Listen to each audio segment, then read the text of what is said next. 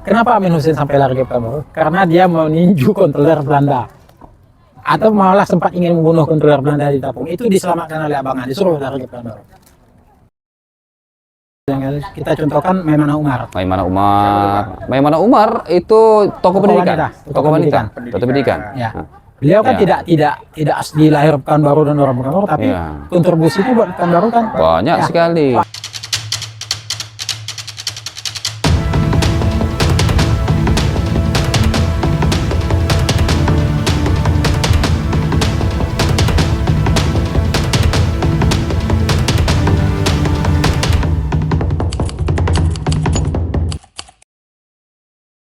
Assalamualaikum Pak Icam. Waalaikumsalam warahmatullahi wabarakatuh. Saya jumpa beliau nih. Susah jumpa Orang paling beliau. sibuk. Orang paling Ya. sibuk. Mana pula orang paling sibuk, Nah, cuma tak jumpa dia, saja. Dia berpantun terus. Kalau jumpa awak takut berpantun. Enggak Awak juga mau ngomong lah. singkat jadi 4 baris. Ya.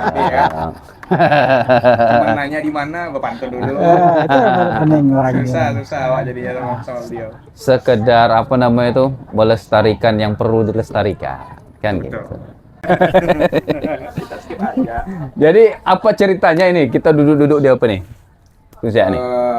Kita mau bahas seputar Pekanbaru. Dia punya catatan loh, Datuk beliau. Catatan tulisan tangan. Informasi ya, viewer ya. Bapak-bapak berdua ini tim TP2GD loh. Tim TP2GD Kota Pekanbaru. Tim apa Pak? TP2GD Pak? Tim Pengkaji. pengkaji, Penilai. penilai pemberian gelar pahlawan. Daerah. Kalau Gelar daerah. Bapak-bapak ini nih anggotanya. Mereka sudah menjalani riset dan kunjungan kemana-mana untuk menembuskan apa betulkah menembuskan Nah, ini meloloskan lah, berusaha meloloskan. meloloskan siapa Pak? Yang sekarang ini kita masih usaha itu untuk pahlawan nasional Tengku Muhammad Ali, Sultan Siak kelima, yang pendiri Kota Pekanbaru yang disebut dengan marhum, yang dipanggil apa? Bergelar marhum Pekan. Cuman berapa tahun ini kita sudah juga meloloskan yang untuk tokoh-tokoh daerahnya. yang berkontribusi ke Pekanbaru lah, tidak harus putar daerah tidak. Tapi orang-orang yang berkontribusi yang kita contohkan Maimuna Umar. Maimuna Umar itu tokoh pendidikan, tokoh wanita, tokoh pendidikan. Ya. Beliau kan tidak asli lahir Pekanbaru dan orang Pekanbaru, tapi kontribusinya buat Pekanbaru kan banyak sekali. Pak Herman Abdullah.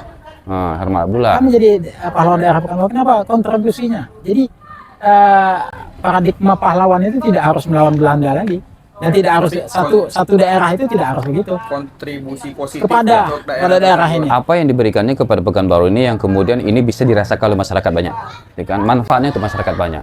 Nah, kalau kalau Maimuna Umar kita bisa melihat dia itu tokoh pendidikan. Selain dia memang juga anggota Dewan, DPR RI juga DPD ya, DPD terakhir DPD RI. Kemudian dia juga memang di bidang pendidikan sih, perhatian kepada pendidikan itu sangat besar. Contohnya sekolahnya saja dari yang Masmur, Yayasan Masmur itu dari tingkat SD, SMP, SMA sampai perguruan tinggi. Tiada. Jadi kontribusi. Jadi memandang pahlawan daerah itu. beliau itu Pak? Kalau bilang tahunnya mungkin 40-an sudah. Dari suami beliau juga seperti suami beliau malah menjadi pahlawan daerah untuk Kuansing. Karena Maimuna Umar itu ibunya wakil bupati sekarang wakil bupati Kampar. Yang terpilih.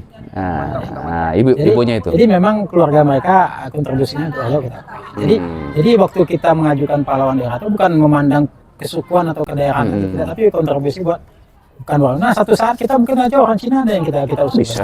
Karena ada kontribusinya. Tidak ada masalah gitu, tidak ada masalah. Tim TP2GD beda lah kalibernya.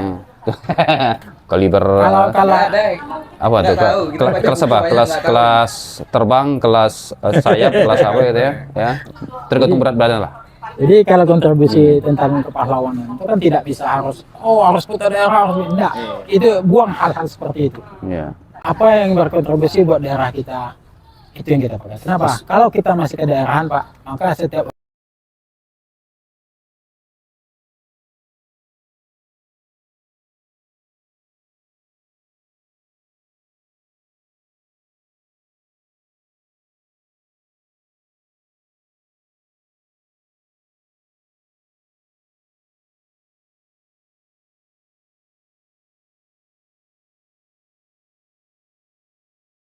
Itu dia. Kalau Anda merasa masih bukan orang Pekanbaru, ngapain di sini? Ya. Jadi rasa memiliki dan menjaga kota itu nanti Itu yang kita bilang Melayu itu ya seperti itu.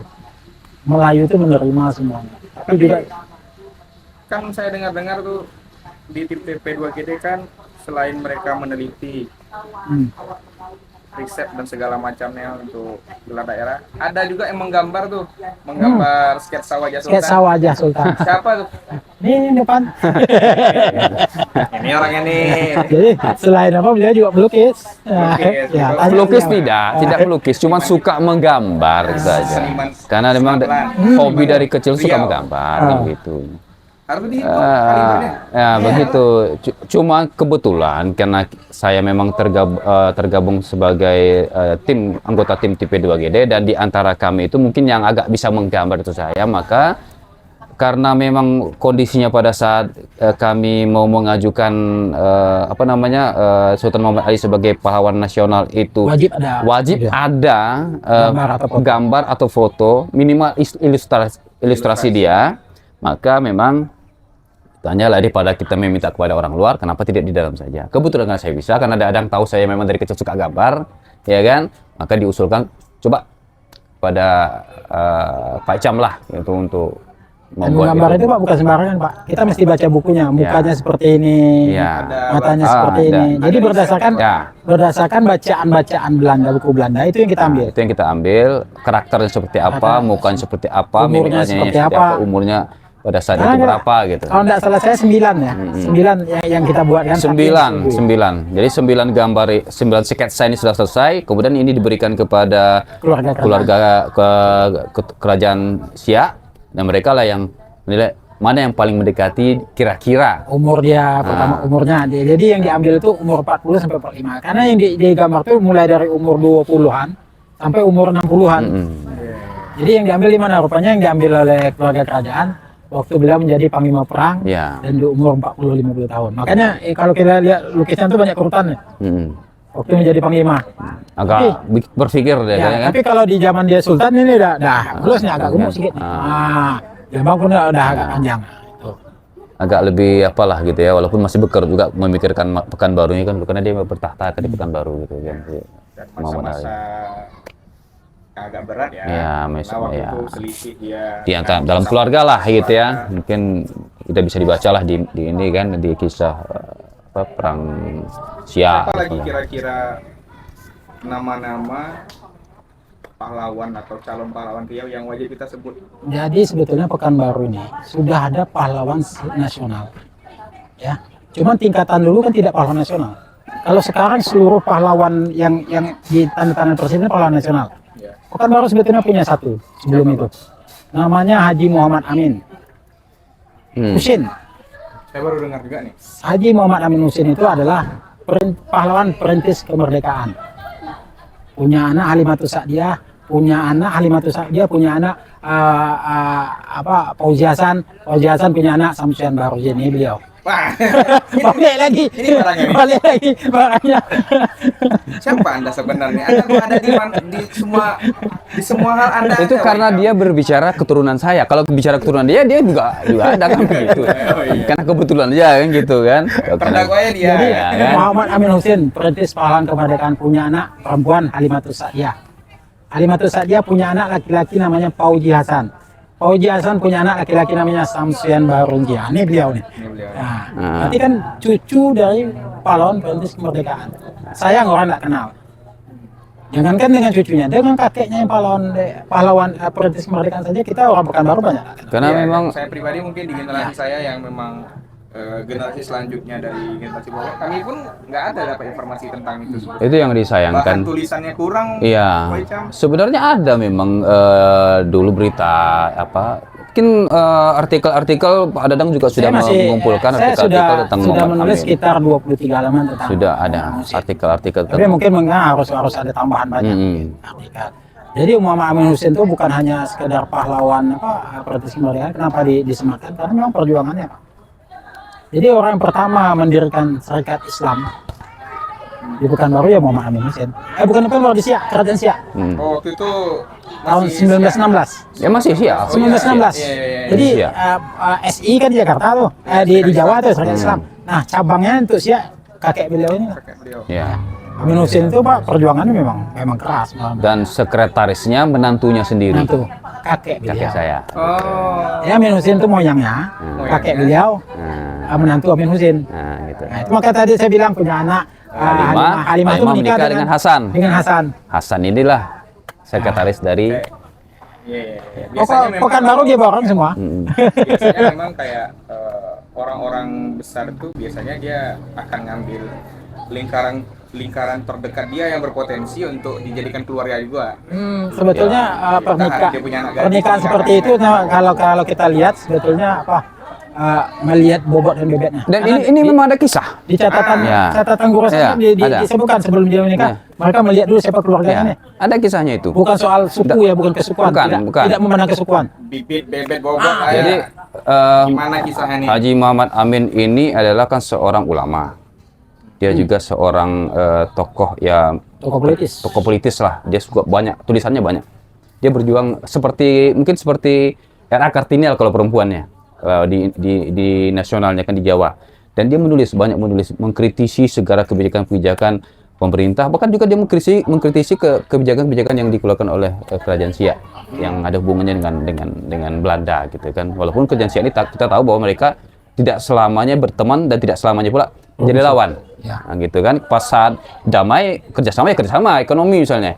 Tapi kalau saat bertentangan ya mereka berperang gitu. Nah, ada masanya memang Haji Muhammad ini mengkritisi itu, dan yang paling banyak mengkritisi masalah penjajahan lah begitu ya. Belanda gitu kan. Sehingga kebijakan Belanda sehingga dia dikejar-kejar.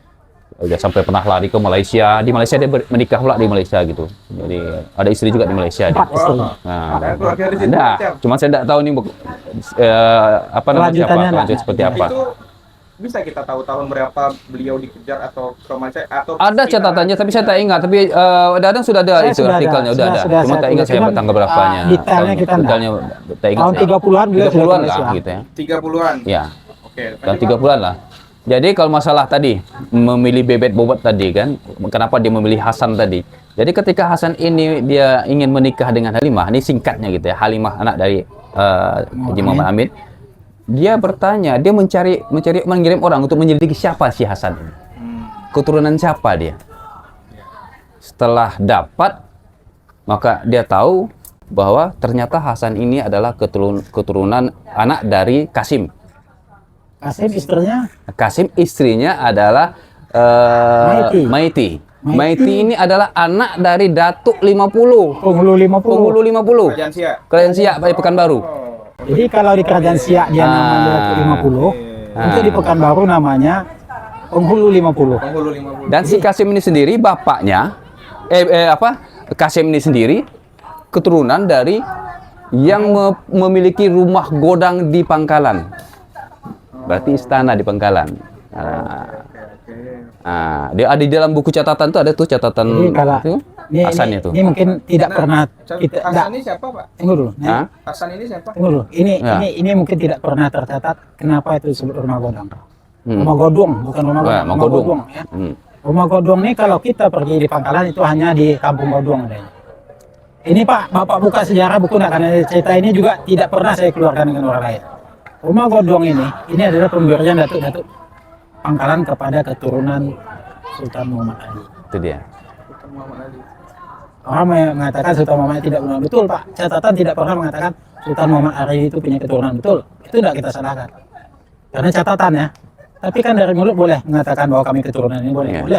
Hanya kalau kita ngakui, tapi kita tidak boleh paksakan bahwa kita keturunan dengan orang yang tidak boleh paksakan. Jadi ya cerita yang saya dapat, Sultan Muhammad Ali ini tahun 1780 sekian itu mengirimkan anaknya ke Pangkalan ke Kota Baru untuk membantu perjuangan Pangkalan melawan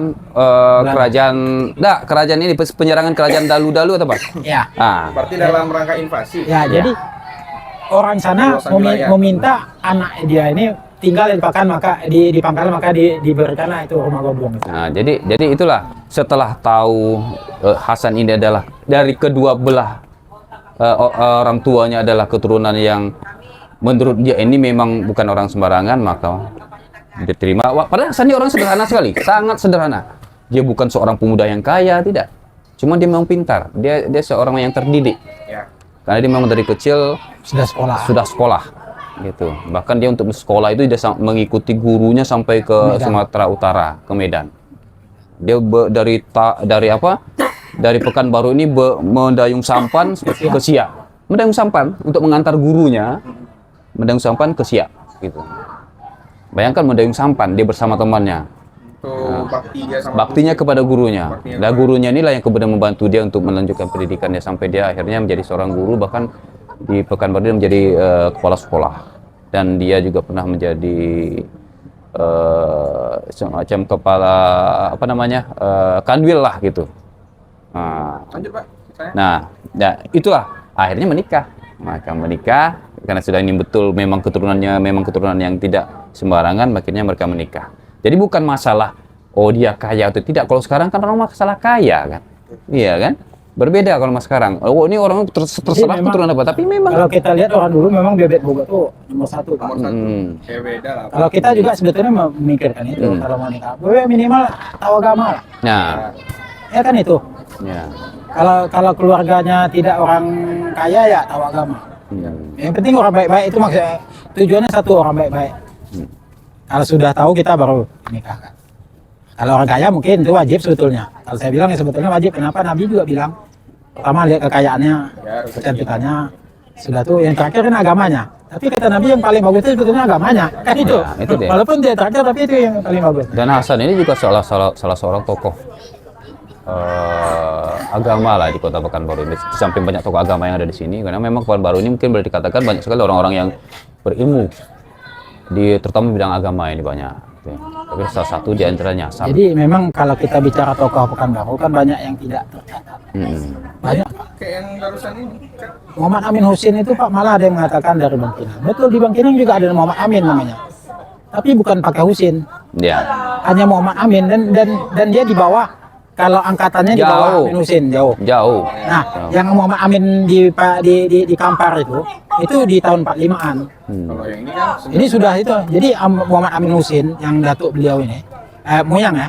Moyang beliau ini juga pernah ditangkap Belanda, Pak.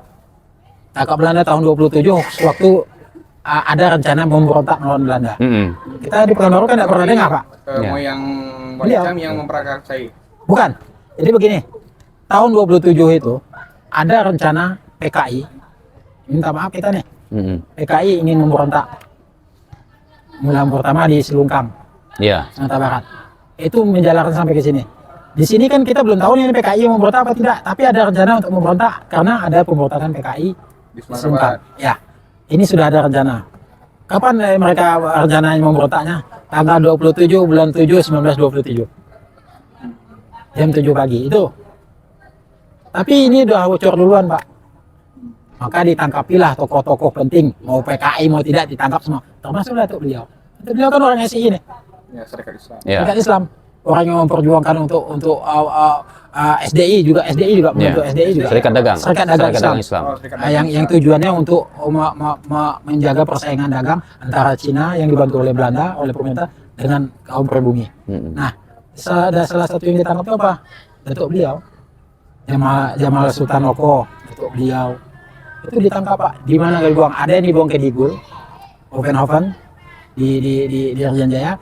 Datuk beliau dibuang sampai ke Semarang. Pertama dibuang ke Bengkalis. Semarang. Sampai pertama ke Bengkalis. Di Bengkalis lalu dibuang Jakarta. Di Jakarta beliau jumpa dengan siapa? Soekarno. Siapa lagi?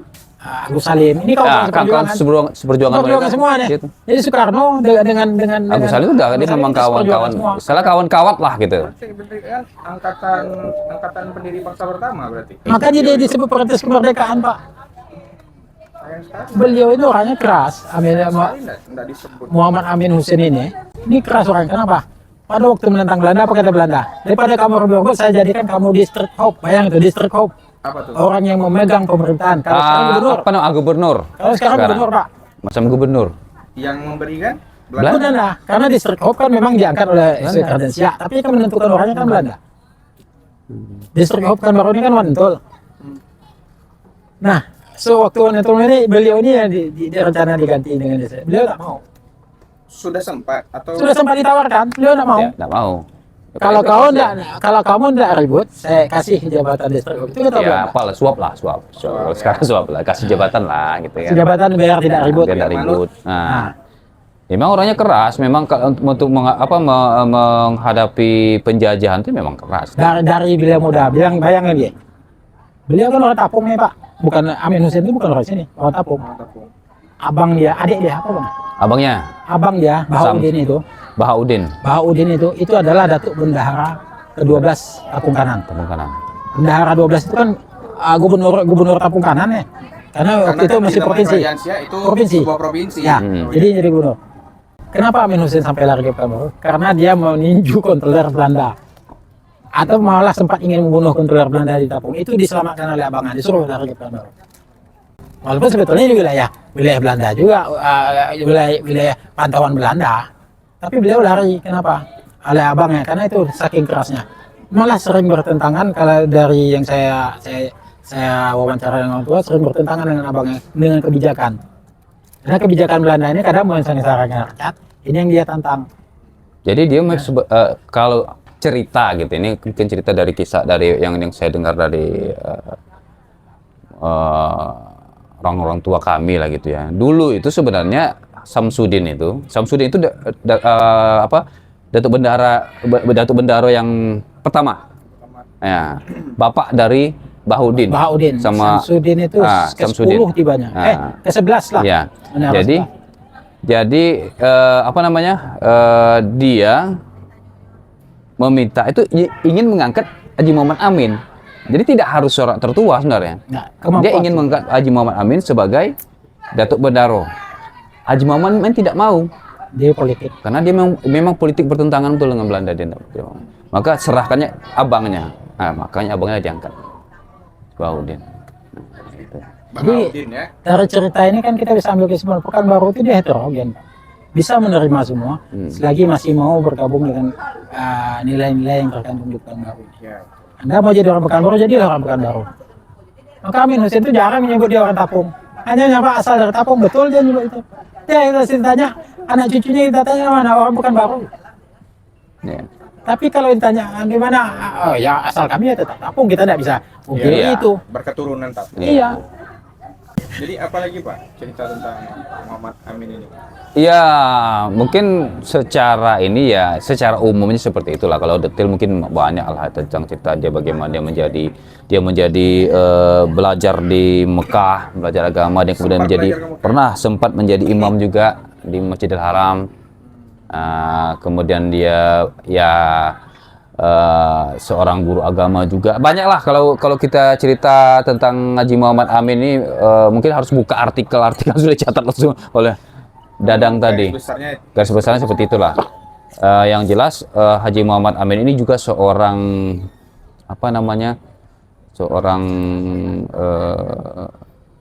juga ahli di bidang pengobatan. Seperti apa nih? Seperti apa ceritanya? Sosok Muhammad Amin sebagai sebenarnya sekarang sebagai ahli pengobatan. Salah satu yang muridnya yang paling itu menantunya sendiri, Hasan. Nah, jadi masih ada catatannya, masih ada buku-buku tentang cara mengobati pengobatan tradisional Kota Pekanbaru yang masih saya pegang. Gitu. Masih dalam bentuk tulisan tangan, tulisan tangan dengan tulisan Arab Melayu yang tanpa ini. Nah, itu sebenarnya gurunya itu ya Haji Muhammad Amin gitu. Sebenarnya hal penting untuk didokumentasikan, baik dari pemerintah atau negara. Orang tahu dulu kan kalau menurunkan ilmu itu dari bapak ke anak gitu kan. Udah, Haji Muhammad Amin dia menurunkan kepada menantunya. Nah, Hasan ini baru menurunkan kepada anaknya. Ke anaknya dulu. Nah, anaknya yang diturunkan ini mungkin saya. Enggak sempat untuk menurunkan karena meninggal duluan. Tapi ke saya jatuh. Gitu. Miring deh. Tapi ke saya jatuhnya katanya. Enggak, kebetulan aja saya dipercaya memegang bukunya gitu aja. Nanti datang pula orang berobat saya kacau nanti. Kalau memang sembuh ya nggak masalah. Orang berobat dia sembuh. Jadi kalau bisa nggak sedikit atau apa sih yang bisa disebutkan isi buku itu? Apa bentuk pengobatannya? Salah satu mungkin yang paling terkenal dulu di Pekanbaru ini yaitu pengobatan penyakit buah kayu. Cacar. Buah kayu. Buah Nah, kayu. kalau dalam medisnya sekarang namanya cacar. Berarti Kalau bahasa Melayu buah kayu. Karena cacarnya Satu gini buah timbul kayu. tuh. Nah, Iya, dia iya. macam Cacar air tuh. buah di kayu gitu kan. Nah, apa di dalam? Nah, itu ada teknik pengobatannya yang menggunakan asap kemenyan. Kemenyan. Nah, Saya kalau udah orang bilang kan asap kemenyan tuh, oh itu syirik apa? Enggak.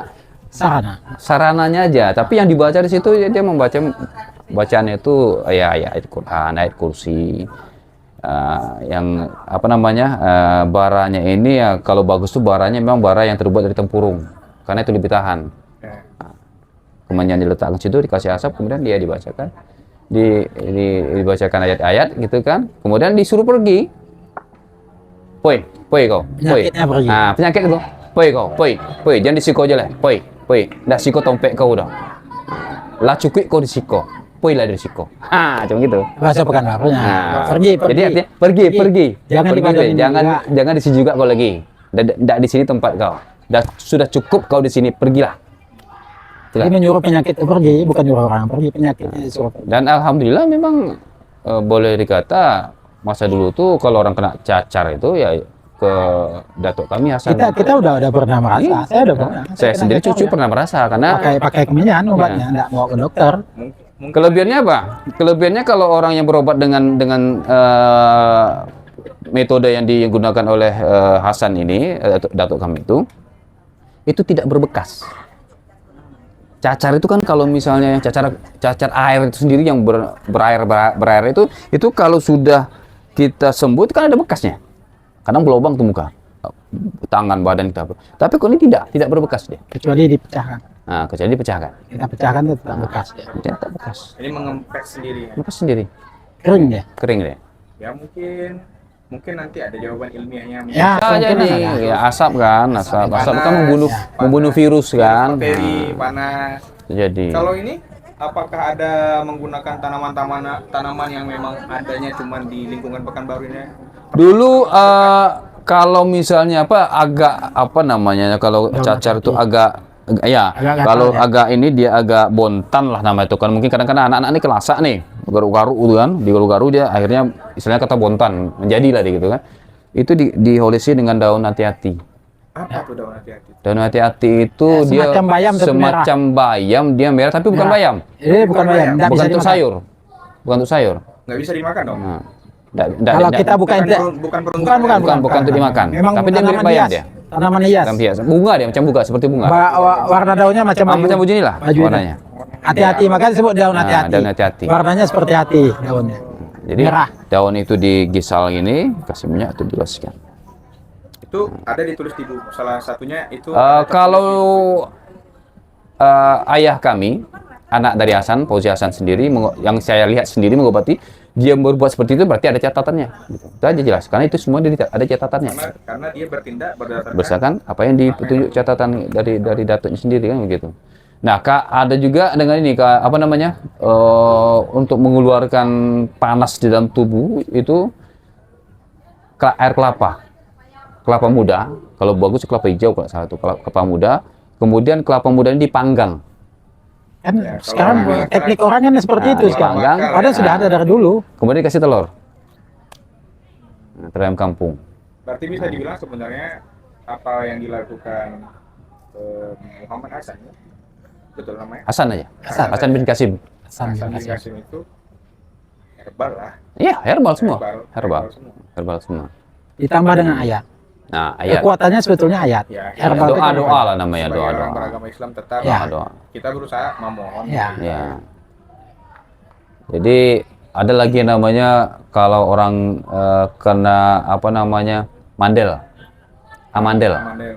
Nah, amandel itu pengobatannya dengan menggunakan saya lupa namanya, ada sebut kristalnya itu. Itu dipanaskan dulu, nanti meledak-ledak deh itu. Jadi tepung. Nah, itu dioleskan kemari, kemudian dikasih air sirih. Siramkan air sirih. Nah, itu digosok-gosok, gosok. Dan insya Allah banyak orang yang anak-anak kena mandel sembuh. Begitulah kearifan lokal kita. Nah, Biru warnanya. Ya, Terus sih enggak, bukan terus sih, putih. macam tawas sih. Apa namanya itu? Aduh, lupa saya namanya itu. Jadi itu boleh dikatakan kalau sudah musim-musim hujan itu, dia banyak anak-anak datang ke rumah orang tua, datang ke rumah. Musim hujan. Iya. Berarti- Mandel Berarti bengkak kan? dari Muhammad Amin, Hasan bin Kasim, ya.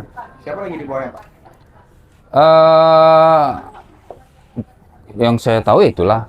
Ya kalau ini paling cuman ya bapak saya lagi kan gitu.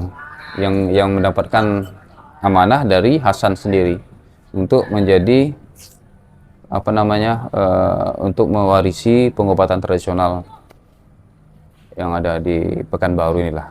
Jadi kalau kita tokoh Pekanbaru sebetulnya kan banyak yang tersembunyi. Tokoh lokal sendiri banyak tersembunyi. Kita sebetulnya punya namanya Datuk Sabandar, kita juga Ada. banyak kan, tidak tahu. Iya. Ini Datuk Sabandar terakhir. Siapa tuh Datuk Sabandar terakhir kita tidak tahu. Orang mana Datuk Sabandar terakhir kita tidak tahu. Lalu kita bicara siapa lagi? Tadi Muhammad Hasan sudah, Amin Hussein sudah, apa lagi itu? Muhammad Amin. Muhammad Amin Hasan Hussein, bin Kasim. Hasan bin Kasim. Yang India, Sulaiman Sulaiman India. Itu kan sudah dibukukan, sudah ada dibukukan. Tapi kan banyak yang belum tahu. Tapi Selama ini memang siapa banyak, dasarnya memang banyak yang tidak tahu sudah itu. Apalagi kita punya siapa lagi? Siapa kemarin saya tulis? Ada beberapa tokoh saya tulis yang memang tidak banyak orang tahu. Karena itu memang apa? Memang Imam Tahir, Atau Imam Tahir. imam kerajaan yang diangkat oleh kerajaan. Itu di Pekanbaru. Ya, Baru. rumahnya di jalan pinggir. Itu rata-rata memang toko-toko itu tinggalnya di jalan pinggir, jalan Staplan. Tuan Kadi sendiri kita. Iya, Tuan Kadi ini. Kita bercerita Tuan Kadi, tapi kita tidak tahu nih siapa Zakaria bin Abdul Muthalib. Siapa beliau? Ya, Tuan Kadi itu kan namanya Zakaria bin Kadi Abdul itu kan Muthalib. jabatan ya? Ya, Kadi itu kan jabatannya. Orang tahunya sekarang Kadi itu tukang nikah. Mereka tidak tahu Kadi itu seperti apa dulu. Kadi itu kan satu jabatan yang membawahi hukum-hukum syariah, hukum-hukum keagamaan di suatu kerajaan. Nah, di tempat lain mungkin namanya bukan Kadi. Bisa saja namanya menjadi mufti. Mufti dia, Ya. mufti. Nah, kalau di Siak dia disebut Kadi. Iya, Kadi. urusan agama kan. Kenapa? Nanti kita bisa kita rancu. Kadi Sultan Siak, lalu di Pekanbaru ada Kadi. Nah, mana sebetulnya yang lebih tinggi kedudukannya? Nah, sebelum dia jadi Kadi dulu namanya Imam Jajahan. Kepala Imam Jajahan.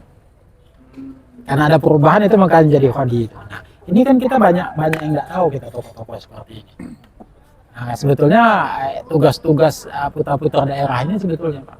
Nanti kita angkat, Pak. Kalau perlu nanti kita putra daerah ini. riset, kita bahas, Bayangkan, kita ya. bahas lagi kayak gini, kita cari sumbernya. Coba Bapak bayangkan. Kemarin saya didatangi oleh orang MUI. Ingin menulis tentang tokoh-tokoh agama. Mereka saya usulkan kemarin tuh Imam Tahir. Imam Tahir. Karena itu yang jelas dulu datanya bagi saya itu yang jelas. Tapi sampai sekarang mereka tidak ada respon. Tulisan saya tentang Imam Tahir sekarang diambil oleh orang Siak lalu dijadikan buku. Ini lagi proses. Penulisnya saya sendiri. Saya minta data saya boleh masuk apa boleh masuk, saya boleh, tapi namanya tetap saya yang nulis. Saya tidak ada masalah. Mau Siak mau apa yang penting, tapi orang Pekanbaru ada. Yang penting Sementara kita di Pekanbaru kisah beliau sendiri, terceritakan. kita di Pekanbaru tidak mau diangkat semua orang. Gila enggak? Saya bilang. Anda angkat siapa? Ini imamnya. Itu imam zaman tahun berapa? Bagaimana tantangan dia menghadapi Belanda itu kan tidak terasa. Paling ulama-ulama yang sudah mempunyai gelar profesor, Ya. ya kan? Ya. Tapi ulama yang dasarnya pertama enggak. Ya, itu betul sih. Sayang kan? Saya bilang sayang aja. Kita tidak peduli kalau mereka mau tulis enggak, kita tetap tulis. Kita tetap tulis. Gimana kita mau bukan kita membanggakan apa, tapi boleh bangga lah memang apa ulama-ulama dulu ya, terutama ulama Syiah nih yang dari Syiah ini. Sedangkan di daerah lain saja orang kalau lihat ulama, contohnya di Sumatera Barat, orang Minang pasti bilang itu, pasti tak akan memungkiri atau mengelak ketika mereka melihat orang alim itu orang Syiah. Iya, saya pernah baca Iya, kan? betul. Iya. Iya, kan? Bahasa Minang untuk mengatakan orang alim itu Orang Syiah. Makanya MUI Syiah kan keras bukunya harus terbit, ada anggaran maka harus terbit. Kenapa? Waktu saya tanya, kita mengaku kita ini orang Siak, orang Siak itu orang alim, ada nggak kita buat Nah itu. buku-buku tentang alim ulama kita? Tidak, Pak. Sementara Sumatera Barat itu seperti cerita tentang Harimunan Selapan.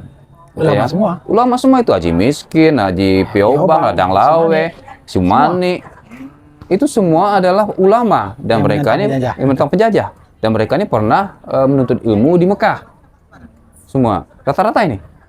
Nah, Dan itu ada bukunya. Ada terbukukan oleh Terbukukan. Jadi prinsipnya sebetulnya kalau mau membukukan tidak perlu harus lengkap, tapi ada. Ya. Kita sebutkan namanya. Ini yang kurang kita di Pekanbaru. Ini kisah Haji Muhammad Amin itu aja sampai dia menuntut ilmu di Mekah, kemudian dia pulang, dia melihat kondisi masyarakat. Dia menulis buku Ya. Hidayatul Ya. Awam. Ya. Apa nama judul buku? Ada satu buku karangan dia, itu di Malaysia terbit. Jadi dia melihat kondisi masyarakat adat di Sumatera Barat itu yang jauh dari agama, kemudian dia membakar rumah gadang karena di situ masyarakat adat itu yang berjudi apa semua, dibakarnya rumah itu dia diam-diam. Nah, kemudian dia bersama Tuan Kondan Rence membentuk Harimunan Selapan, kemudian dia membuat kaum padri. Jadi Imam Bonjol itu orang yang diangkat oleh Harimunan Selapan ini untuk menjadi padri di Bonjol. Nah, Tadi Bapak bilang Muhammad Amin pulang ke Sumbar. Muhammad Amin di sini dari Sumbar. Muhammad Amin itu generasi setelah jauh lah dari Haji Miskin. Haji Miskin itu sekitar tahun 1000. Berarti maksud mereka tadi Haji Miskin. Haji Miskin. Iya, Nah, 3 haji itu kan. ya. Jadi sebetulnya kalau mau ngangkat ya sebetulnya kita sama-sama lah sebetulnya. Jadi kalau saya sebetulnya kalau bersejarah ini bukan mencari musuh enggak, tapi mencari kawan sebanyak-banyak yang ingin mengangkat. Iya. Kalau ada misalnya masyarakat Pekanbaru ini yang mungkin kita tidak tahu juga, mungkin ada punya leluhurnya dulu ya juga memang tokoh, ya silakan untuk ini kan kita angkat bersama kan gitu. Bersama. Tapi yang susah kan itu, Pak. Kita menulis kadang kita dicemek. Nah, Bukan orang kita namanya kalau nggak kayak gitu. Bukan didukung malah. Saya nulis Muhammad Amin itu, Pak, dari keluarganya sendiri menantang saya. Oh, kau siapa? Saya bilang kan dari dulu saya suruh kamu nulis. Nggak mau. Tentang nggak mau. Nah, saya tulisnya suka hati saya lah. Saya bilang saya menulis berdasarkan data dan fakta saja. Iya. Tidak ada urusan saya. Iya. Salah tulisan saya berarti datanya yang salah. Tapi datanya seperti itu yang kita dapat nih. Ini loh Quran Belandanya mengatakan. Kalau mereka mau bantah, mana data Iya. datanya? Kita tanya istri Muhammad Amin berapa, dia sendiri tidak tahu. Tapi kalau yang fair keluarga beliau datang ke saya, Dang, mana catatan Datuk saya, kita kasih ini. Iya. Inilah sejarah Datuk Abang. Nah, silakan. Udah bagus kita Iya. punya inisiatif Ah, mendokumentasikan. Malah kita minta kalau ada kekurangan mereka yang itu yang kita nambah. inginkan sebetulnya. Ada ini Dang, Iya. ini kurang loh. Ini seperti ini, seperti ini. Usaha yang mulia itu dibantu harus. Nah, karena memang informasi tentang Haji Muhammad Amin ini kan memang sedikit dan itu adanya di catatan Belanda, iya kan? sampai sekarang Haji Muhammad Amin kalau kita tanya di sekolah, Pak, tidak ada satupun yang tahu. Tidak ada. Nggak usah sekolah, Padahal tuh guru mereka tidak tahu. kuburannya makamnya di kuburan Senaplan itu sebesar itu. Harusnya Ada tulisan di situ. Setiap pahlawan perintis kemerdekaan. Ada. harusnya setiap hari pahlawan Iya, hari pahlawan ya. atau 17 itu MKO itu wajib ke sana, Pak. Iya, iya. Wajib, Pak. Bukan hanya ke Taman Makam Pahlawan, itu betul. Taman Makam Pahlawan. Tapi ini kan memang sudah tanda tangan Soekarno nih. Perintis kemerdekaannya. Harus diangkat tuh Pak. Hmm. Entah dari baik Pemko atau pemerintah pusat langsung. Sebenarnya cakupan orang-orang berjasa yang layak diangkat sebagai pahlawan itu cakupannya agak lebih jemput bola lagi Ya. pemerintahnya. Tapi nggak pun jemput bola, dia adanya orang-orang kayak Bapak yang ngangkat hal ini sebenarnya mempermudah sebenarnya pemerintah baik di tingkat kota, provinsi ataupun pusat untuk merealisasikan lah. Kita kan cuma mendorong aja, Pak. Kita sudah usaha nih. Mau nggak pemerintah tuh? Kuncinya di situ. Agak susah. Kuncinya di situ. Mau nggak? Lagi sibuk ngurus ini. Ini saja yang mungkin bukan kita tidak pesimis cuman seperti kita sekarang berjuang untuk Muhammad Ali ini, Tengku Muhammad Ali ini, bayangkan berapa tahun udah nih? Hampir 5 tahun. Apa ininya? prosesnya, kepeduliannya. belum. Ya kita Jangan paham Pak. seberapa. Bukunya sudah, seminar nasional sudah, Pengajuan sudah, pengajuan sudah. politiknya belum. Nah, kok semuanya angkut politik Politiknya lagi. itu kan harusnya pemerintah. Kita di tim nggak bisa lagi Pak. Sampai Jakarta sampai ke Departemen Sosial, tugas TP2GD selesai. Politik. Politik. Pemerintah. Tidak ada lain. Kita ganti topik ya guys ya.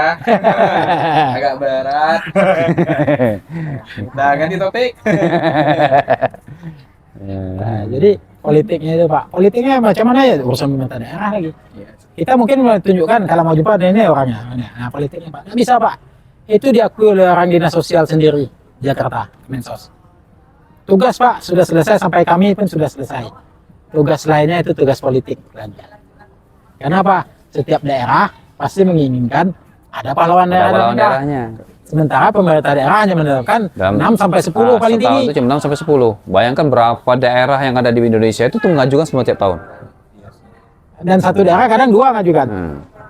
Maka tahun kemarin saja itu yang mengajukan 36 untuk pahlawan daerah. Tahun itu aja Ya, Pak. sampai sekarang kan belum diputuskan oleh Pak Prabowo nih, siapa pahlawannya? Kita tahun berapa Pak? Tim TP2GT kita?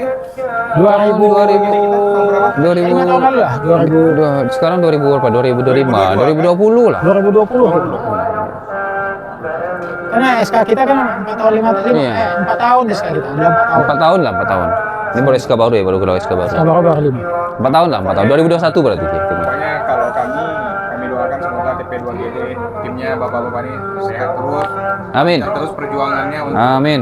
bisa mengangkat tokoh-tokoh dari Riau, Pekanbaru, ya dari Riau umumnya Pekanbaru khususnya Amin. bisa kan menjadi pahlawan. Amin. Terima kasih ya Pak ya. Yuk. Allah. Terima kasih banyak. Oke, nanti kita bincang lagi. Tadi pertanyaan tentang dulu air sungai ini jernih apa tidak itu nanti kita jawab.